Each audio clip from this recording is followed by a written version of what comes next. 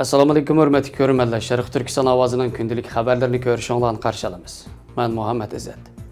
Tövəndə dehqonlar xabarlarimizning tafsiliy mazmunlarida bo'lsin.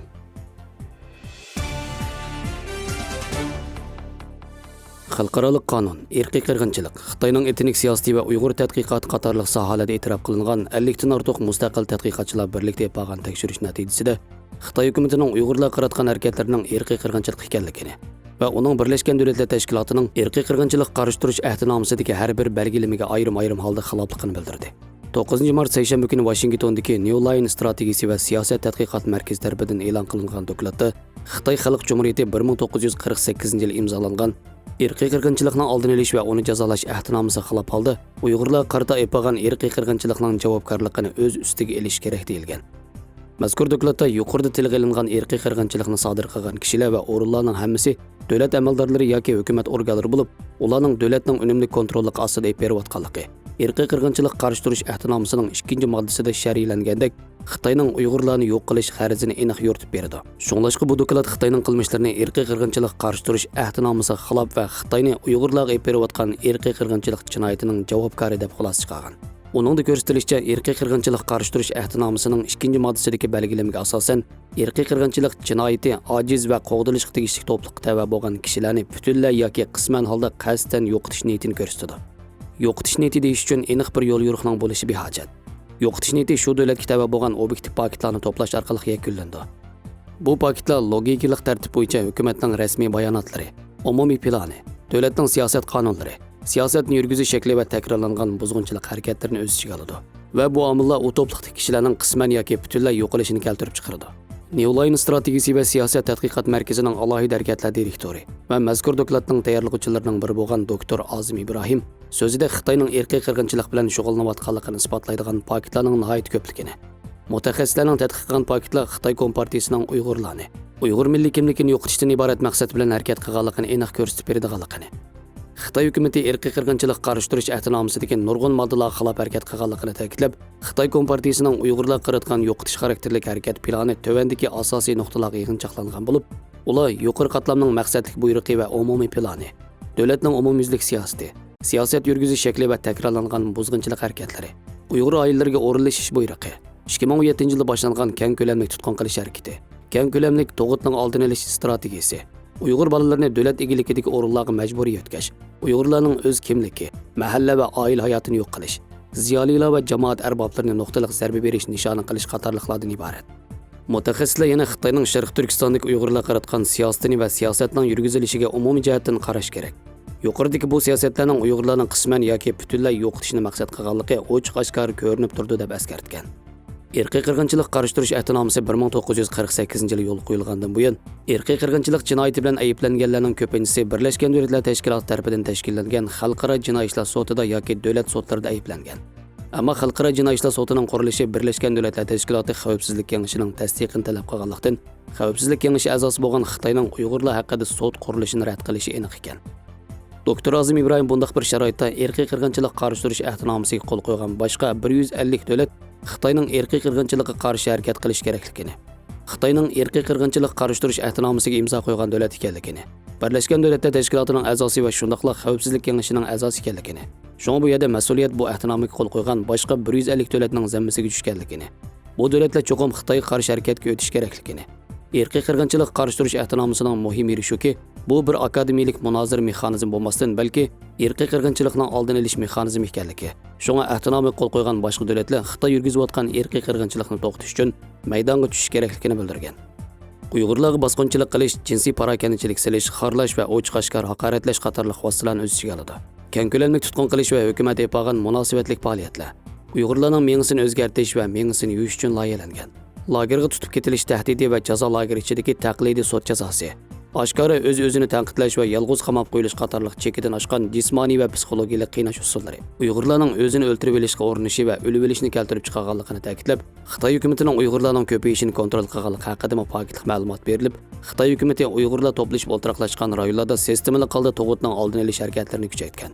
Lagerlarda bir tarafdan Uyg'ur ayollarga majburiy holda o'zik silish, bola tushirish va hayzini to'xtatadigan o'kul va dorilarni ishiltish vositalari qo'llanilsa, yana bir tarafdan bola yuzi ko'ralaydigan Uyg'ur erlari nishon qilinib, tutqun qilinib, Uyg'ur nüfusining ko'payishi tizginlangan.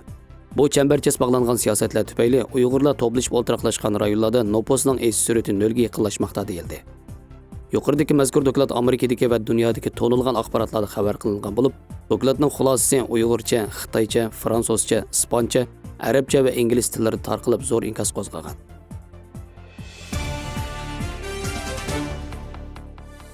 Xitoy Kompartiyasi yaqinqi yillarda Sharq Turkistonda atalmış namratlıqdan qutuldirish nomida millionlagan xalqimizni Xitoy o'lkalariga surgan qilsa, yana sonsizlagan xalqimizni har turli bahonlar bilan majburiy emgak silib, ruhiy va jismoniy jihatdan bostirib kelmoqda va davomli oshirib kelmoqda. İjtimoiy uchur vositalari tarqalgan sin ko'rinishlarda Sharq Turkistonning yezilaridagi Uyg'urlardan yosh, o'rta yosh va yashangan ayollardan tarkib topgan bir turkum kishilarning yer chepish, o'rmon barpo qilish, o'stan chepish qatorliq eg'ir emgak ishlarga selinayotganligi ko'rsatilgan. Sindiki kishilarning sulg'un chiroy ifodalaridan majbur ishlayotganligini, nihoyat amalsiz qolganligini ko'rib olg'ili bo'ladi. Bugünkidek taraqqiy qilgan davrda butun ishlar mashinalashgan bo'lsa-mu, tajovuzchi Xitoy Sharq Turkiston xalqini tubdan yo'q qilish, ro'yi jihatdan o'ltirish maqsadida har turli inson qalbidan chiqqan razil jinoyat qilmishlar bilan Uyg'ur xalqini azmoqda.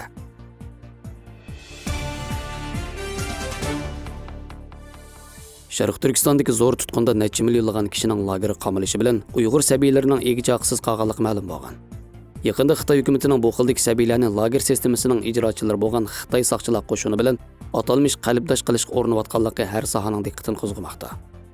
Xitoy xabarlar to'rining 9 martdagi xabarda aytilishicha, Onsun oyisining Tumshuq yezisidagi saqchixona shu joydagi boshlang'ich maktabga berib, atalmış sabiylarining o'sib yetilishiga ko'ngil bilish faoliyati o'tkazgan. Shuningdek, maktabdagi Uyg'ur o'quvchilar bilan suhbatlashgandan keyin ularga o'zlari olib kelgan yangi kiyimlarni kiydirgan. Xabarda o'quvchilarning bu xildagi atalmış g'amxo'rlikdan bakmi xursand bo'lganligi aytilgan bo'lsa-mu, xabarga berilgan suratlardagi o'smirlarning ifodasi amaliyotning dal buning aks bo'layotganligini ishora qilgan. Analizchilar Xitoy Kompartiyasining bu xildagi Uyg'ur o'smirlariga Xitoy saqchilarini atalmış mehribon qilib ko'rsatish harakatlarini ayblab, Xitoy Kompartiyasining bu xildagi saxta mehribonligi mohiyatda qo'zi bilan bo'rni do'st qilish o'yinidan boshqa narsa emasligini, ularning mushunda qilish orqali Uyg'ur o'smirlarining qalbini o'zgartirishni maqsad qilganligini bildirgan.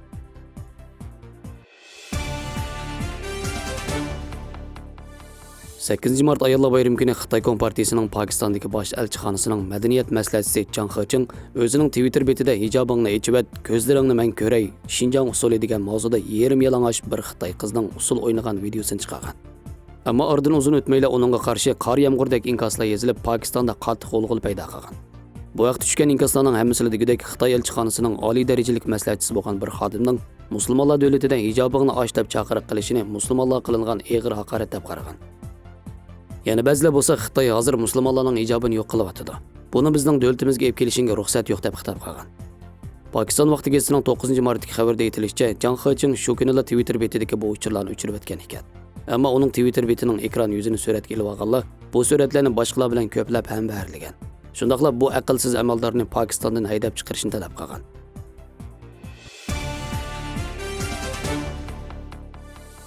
Badam meyg'izi mol uzuqliq va to'g'riliq qimmatiga ega bo'lgan yemaklik.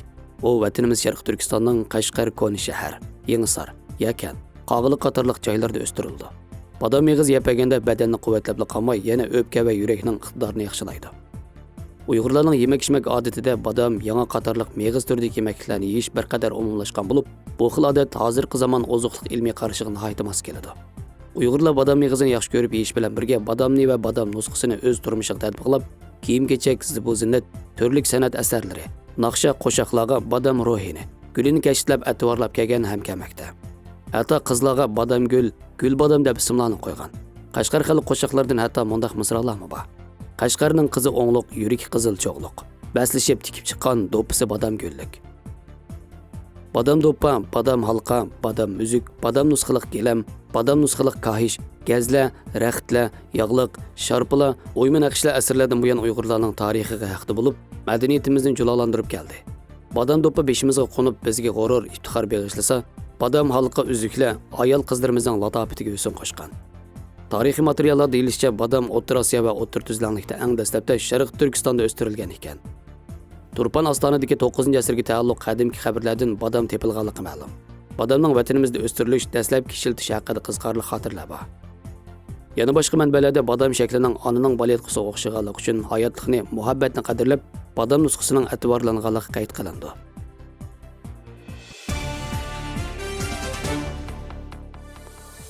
Xabarlarimizni ko'rganingizga rahmat. Ko'rishguncha omon bo'linglar. Xayr xo'sh, Allohga omonat.